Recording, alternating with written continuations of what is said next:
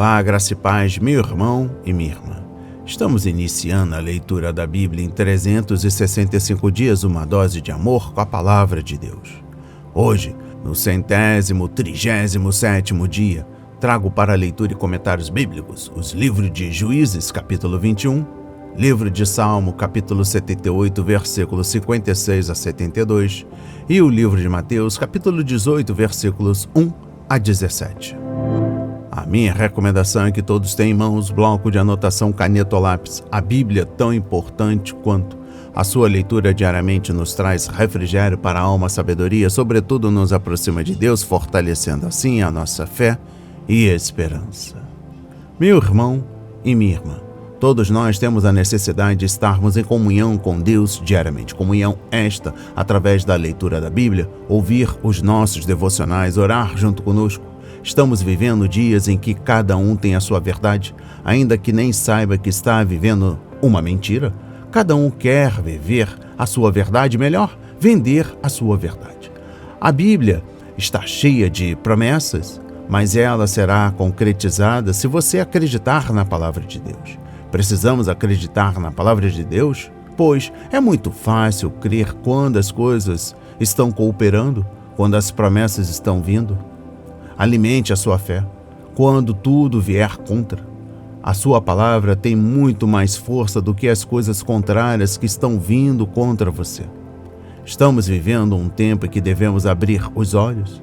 Satanás não está aqui para roubar o seu carro, a sua casa, seu apartamento, seu lar, relógio, sua roupa. Ele vem para roubar a semente, a sua semente. Esta semente que está sendo semeada agora, os ensinamentos, a verdadeira palavra de Deus e os propósitos que Deus tem para você. Precisamos usar todos os recursos que Deus tem nos dado, incentivar os nossos irmãos e irmãs a lerem a Bíblia, a estudar. A Bíblia Sagrada nos faz gerar a fé, nos faz ter o alimento da cura, a restauração. A compreensão da palavra vem através da revelação pelo Espírito Santo. Senhor, revele a compreensão de sua palavra para as nossas vidas no dia de hoje. Senhor, me dê a compreensão da sua palavra, em nome de Jesus. Amém e graças a Deus. Se desconecte de tudo e permita que a palavra do Senhor adentre em vossos corações. Vamos para a leitura no livro de Juízes, capítulo 21. Esposas para os benjamitas. Ora, os homens de Israel tinham feito um juramento em Mispa, dizendo: nenhum de nós dará sua filha em casamento aos benjamitas. O povo foi a Betel e ali ficaram até a tarde diante de Deus, levantaram a voz e choraram amargamente. Disseram: ah, Senhor Deus de Israel, por que aconteceu isto em Israel? Porque hoje falta uma tribo. No dia seguinte, o povo, pela manhã, se levantou e edificou ali um altar. E apresentaram holocaustos e ofertas pacíficas. E os filhos de Israel perguntaram: quem de todas as tribos de Israel não compareceu à Assembleia do Senhor? Porque tinham feito um juramento solene. Quem não comparecesse à presença do Senhor em Mispa seria morto. Os filhos de Israel tiveram compaixão de seus irmãos da tribo de Benjamim e disseram: hoje foi eliminada uma das tribos de Israel. Como obteremos mulheres para os restantes deles, pois juramos pelo Senhor que não lhes daríamos em casamento nenhuma de nossas filhas? E perguntaram: há alguma das tribos de Israel que não tenha comparecido à presença do Senhor em Mispa? E eis que ninguém de Jabes Gileade tinha ido ao acampamento, à assembleia. Quando contaram o povo, eis que nenhum dos moradores de Jabes Gileade estava ali. Por isso a congregação mandou para lá 12.000 homens dos mais valentes e lhes ordenou, dizendo: vão e matem os moradores de Jabes Gileade a fio de espada, tanto homens como mulheres e crianças. É isto que vocês devem fazer.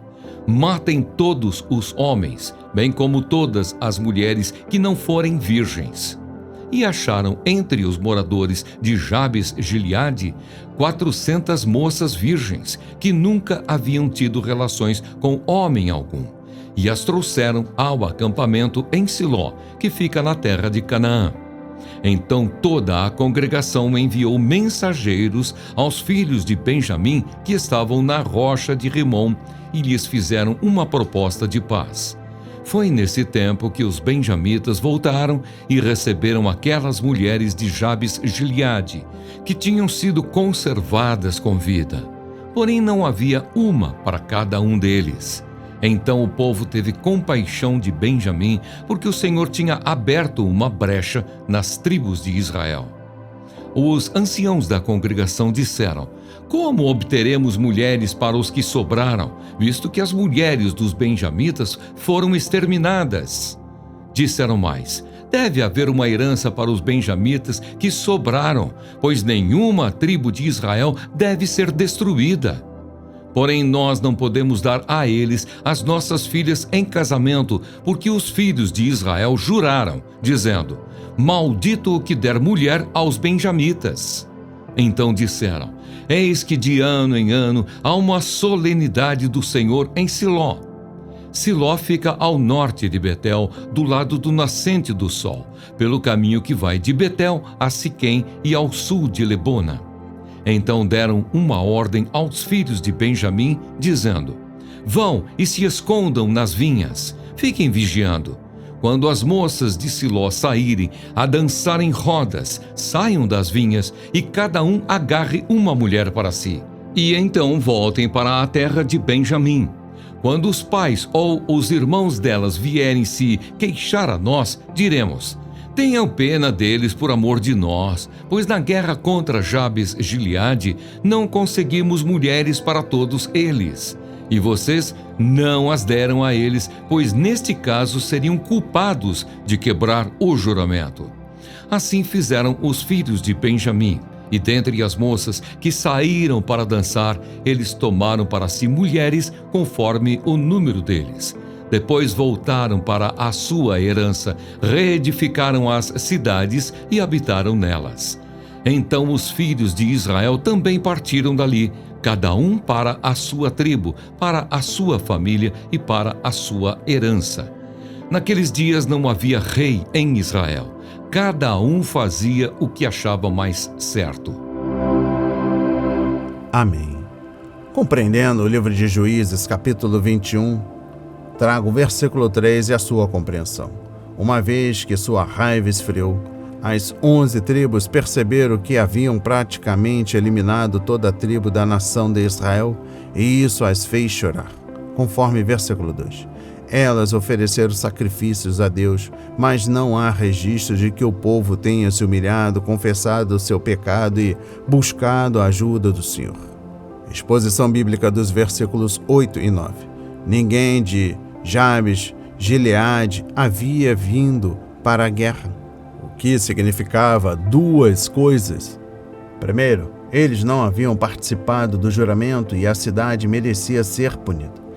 Segundo, é possível que, quando as 12 partes do corpo da concubina foram enviadas a todo Israel, um aviso tinha sido dado, o de que qualquer tribo ou cidade que não respondesse e a ajudasse a lutar contra Benjamim seria retratada da mesma forma.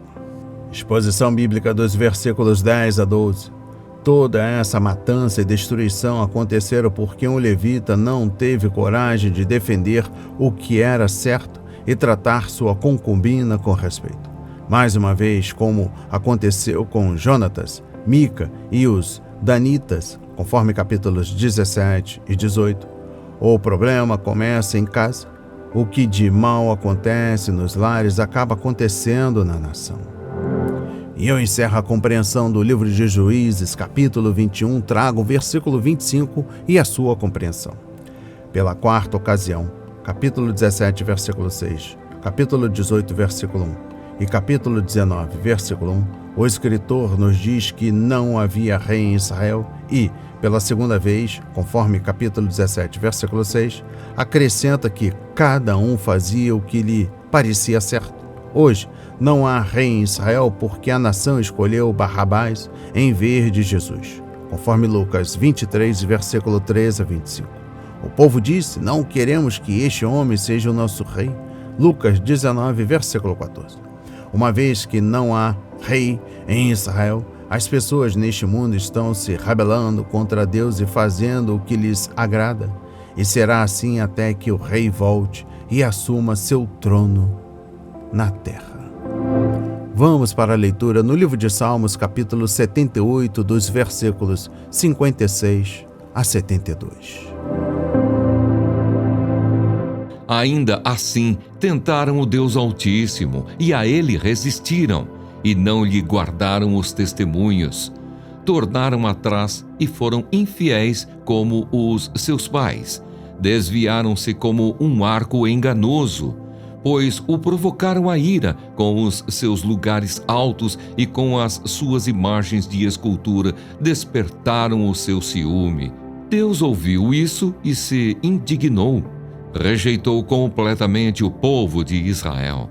Por isso abandonou o tabernáculo de Siló, a tenda de sua morada aqui na terra, e passou a arca da aliança ao cativeiro e a sua glória à mão do adversário.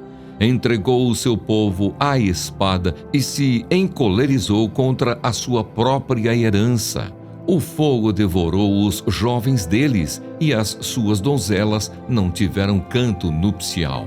Os seus sacerdotes caíram à espada, e as suas viúvas não fizeram lamentações. Então o Senhor despertou como de um sono, como um valente que grita, excitado pelo vinho. Fez recuar a golpes os seus adversários e os entregou a perpétuo desprezo. Além disso, rejeitou a tenda de José e não elegeu a tribo de Efraim. Pelo contrário, escolheu a tribo de Judá, o monte Sião, que ele amava, e construiu o seu santuário durável como os céus e firme como a terra, que estabeleceu para sempre. Também escolheu o seu servo Davi e o tirou do aprisco das ovelhas, do cuidado das ovelhas e suas crias, para ser o pastor de Jacó, seu povo, e de Israel, sua herança. E ele os apacentou segundo a integridade do seu coração e os dirigiu com sábias mãos. Amém. Compreendendo o livro de Salmos, capítulo 78, versículos 56 a 72. Para uma melhor compreensão, eu trago aqui o versículo 54 a 64. Exposição bíblica. Depois de cuidar da nação no deserto por 38 anos, o Senhor a levou novamente para Cádiz Barneia, conforme Deuteronômio 1, versículos 1 e 2. Lá Moisés examinou a história do povo de Israel e ensinou-lhe a lei de Deus enquanto preparava a nova geração para entrar na terra e conquistar o inimigo. Agora havia uma geração nova que estava fazendo um novo começo sob o comando de um novo líder, Josué. Eles tinham outra oportunidade de confiar em Deus. Sob a liderança capaz de Josué, os israelitas conquistaram a terra e reivindicaram sua herança, e por 2 gerações obedeceram ao Senhor.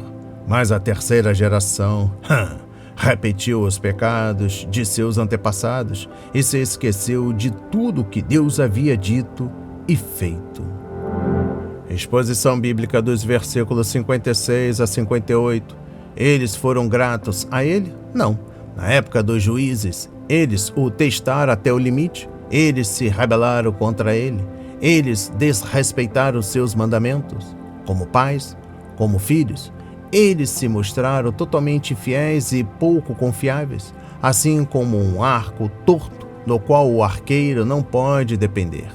Eles provocaram o Senhor com os seus santuários idólatras no topo das colinas e o deixaram extremamente zeloso com suas imagens esculpidas.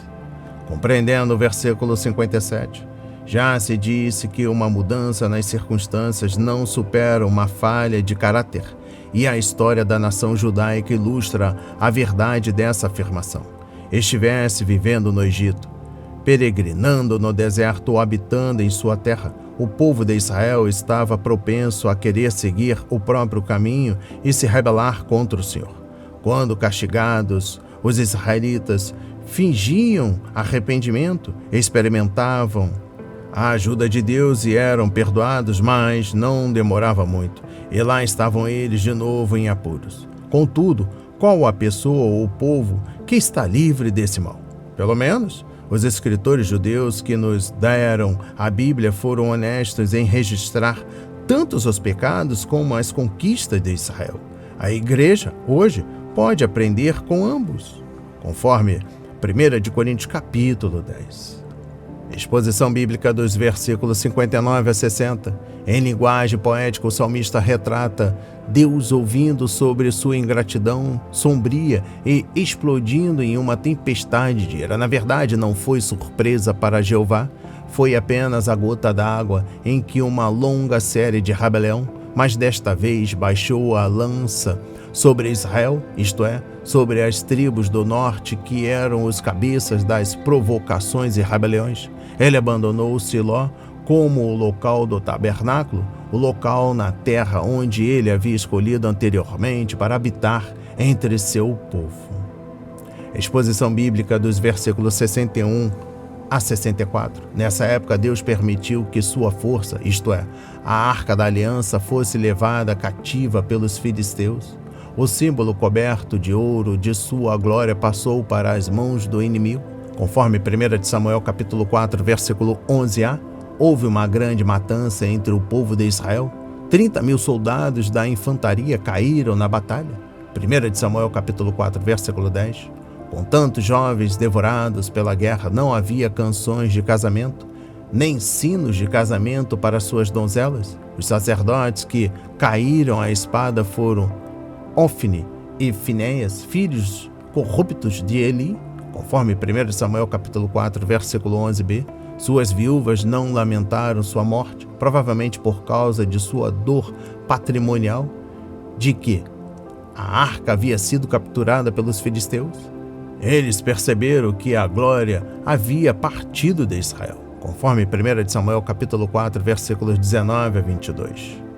Compreendendo o versículo 67. No entanto, Deus permaneceu firme em sua decisão de rejeitar a tenda de José. Ele não escolheria a tribo de Efraim. Aqui tanto José quanto Efraim são usados para significar as 10 tribos do norte. Depois de Rubem perdeu o direito de primogenitura, José herdou a porção dobrada no que diz respeito ao território por meio de seus filhos Efraim e Manassés. Exposição bíblica dos versículos 68 a 69. Mas Efraim era o líder da rebelião, portanto Deus o ignorou no que diz respeito ao governo e deu essa honra a Judá. Foi no território de Judá que ele escolheu o Monte Sião como local para construir seu santuário, elevando-se como os altos céus e imóvel como a terra.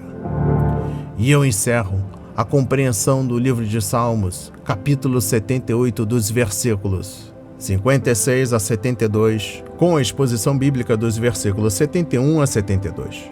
Os reis eram chamados de pastores, conforme Jeremias 23, versículos 1 a 6 e Ezequiel 34. Porque o povo escolhido de Deus era o rebanho de seu pasto, e não havia ninguém mais bem qualificado do que Davi para ter esse título, conforme 2 de Samuel capítulo 5, versículos 1 a 3. Ele amava suas ovelhas, conforme 2 de Samuel capítulo 24, versículo 17, e muitas vezes arriscou a vida por elas no campo de batalha. Suas mãos eram hábeis, fosse segurando uma espada, uma harpa, uma pena de escrever ou um cetro, e, ao contrário de seu antecessor, Saul, Davi tinha um coração totalmente dedicado ao Senhor. Integridade e habilidade precisam uma da outra, pois capacidade alguma pode compensar um coração pecaminoso, e nenhuma devoção a Deus pode superar a falta de capacidade. Vamos para a leitura no livro de Mateus, capítulo 18, dos versículos 1 a 17. O maior no reino dos céus. Naquela hora, os discípulos se aproximaram de Jesus e perguntaram: quem é o maior no reino dos céus? E Jesus, chamando uma criança, colocou-a no meio deles e disse: em verdade lhes digo, se vocês não se converterem e não se tornarem como crianças, de maneira nenhuma entrarão no reino dos céus. Portanto, aquele que se humilhar como esta criança, esse é o maior no reino dos céus. E quem receber uma criança tal como esta em meu nome, é a mim que recebe. Os tropeços. E se alguém fizer tropeçar um destes pequeninos que creem em mim, seria melhor para esse que uma grande pedra de moinho fosse pendurada ao seu pescoço e fosse afogado na profundeza do mar. Ai do mundo por causa das pedras de tropeço, porque é inevitável que elas existam, mas ai de quem é responsável por elas. Se a sua mão ou o seu pé leva você a tropeçar, corte-o e jogue fora, pois é melhor você entrar na vida manco ou aleijado do que tendo 2 mãos ou 2 pés ser lançado no fogo eterno. E se um dos seus olhos leva você a tropeçar, arranque-o e jogue fora, pois é melhor você entrar na vida com um só dos seus olhos do que tendo os 2 ser lançado no inferno de fogo. A ovelha desgarrada. Fiquem atentos para não desprezarem nenhum destes pequeninos, porque eu afirmo a vocês que os anjos deles, lá nos céus, veem incessantemente a face de meu Pai Celeste, porque o Filho do Homem veio salvar o que estava perdido. O que vocês acham? Se um homem tiver 100 ovelhas e uma delas se desgarrar, não deixará ele nos montes as 99, indo procurar a que se desgarrou? E se consegue encontrá-la, em verdade lhes digo que ficará mais alegre por causa desta do que pelas 99 que não se desgarraram. Assim não é da vontade do Pai de vocês que está nos céus, que se perca um só destes pequeninos. Como tratar um irmão que peca? Se o seu irmão pecar contra você, vá e repreenda-o em particular. Se ele ouvir, você ganhou o seu irmão. Mas, se não ouvir, leve ainda com você 1 ou 2 pessoas, para que, pelo depoimento de 2 ou 3 testemunhas, toda a questão seja decidida. E se ele se recusar a ouvir essas pessoas, exponha o assunto à igreja, e se ele se recusar a ouvir também a igreja, considere-o como gentil e publicano. Amém. Compreendendo o livro de Mateus, capítulo 18, dos versículos 1 a 17. Versículo 1. O fato de que Jesus estava compartilhando com os discípulos a verdade sobre o seu iminente sofrimento e morte não os afetou. Eles estavam pensando apenas em si mesmos e em que posição teriam em seu reino. Os discípulos estavam tão absortos nesta questão que, na verdade, começaram a discutir uns com os outros, conforme Lucas 9, versículo 46. Ontem, como hoje, o egoísmo e a desunião do povo de Deus são escândalos para a fé cristã. O que causa neste problema? O orgulho. Pensar que somos mais importantes do que realmente somos. O orgulho levou os seres humanos ao pecado no início, conforme Gênesis 3, versículo 5. Quando os cristãos estão vivendo para si mesmos e não para os outros, conflitos e divisões, com certeza, serão as consequências desse comportamento, conforme Tiago 4, versículos 1 a 2. Compreendendo o versículo 4. A verdadeira humildade significa conhecermos a nós mesmos. Além disso, implica aceitar-nos, sermos nós mesmos e darmos o nosso melhor para a glória de Deus. Significa também evitar 2 extremos, pensar menos no que deveríamos em nós mesmos, como fez Moisés quando Deus o chamou, Êxodo 3, versículos 11 a 12, ou pensar mais do que deveríamos em nós mesmos, Romanos 12, versículo 3. A pessoa verdadeiramente humilde não nega os dons que Deus lhe deu, mas usa-os para a glória de Deus. Uma criança que não é mimada tem as características que contribuem para a humildade. Ela desenvolve confiança, dependência, o desejo de fazer os outros felizes e a atitude de não se vangloriar ou ter o desejo egoísta de ser maior do que os outros. Por natureza, todos somos rebeldes que querem ser celebridades em vez de sermos, e precisamos de muito ensinamento para aprendermos as lições da humildade. Exposição bíblica dos versículos 7 a 9. A pessoa verdadeiramente humilde ajuda e edifica os outros, e não a derrubá-los. Esta pessoa é como um trampolim, não um obstáculo. Portanto, devemos retirar de nossa vida qualquer coisa que nos faz tropeçar. Se não fizermos isso, levaremos outro a caírem. Jesus disse palavras similares no Sermão do Monte, conforme capítulo 5, versículos 29 a 30. Paulo usou referências ao olho, à mão e ao pé para ilustrar a dependência mútua dos membros do corpo de Cristo, conforme 1 Coríntios capítulo 12, versículos 14 a 17. A exposição bíblica dos versículos 15 a 20 é de conhecimento que o estudo hoje encontra-se nos versículos 1 a 17. Exposição bíblica dos versículos 15 a 20. O que devemos fazer quando outro cristão pecou contra nós ou nos fez tropeçar? Nosso Senhor deu várias instruções. Em primeiro lugar, deve-se manter o assunto em particular. O ofendido deve procurar a pessoa que pecou e falar só com ela. E possivelmente, mesmo que o transgressor nem tenha percebido o que fez, ou mesmo que o ato tenha sido intencional, nossa atitude de submissão e de amor irá ajudá-la a se arrepender e pedir desculpas. Sobretudo, devemos abordar a pessoa com a ideia de ganhar nosso irmão ou irmã, não de vencer uma discussão. De que vale ganhar a discussão e perder a pessoa?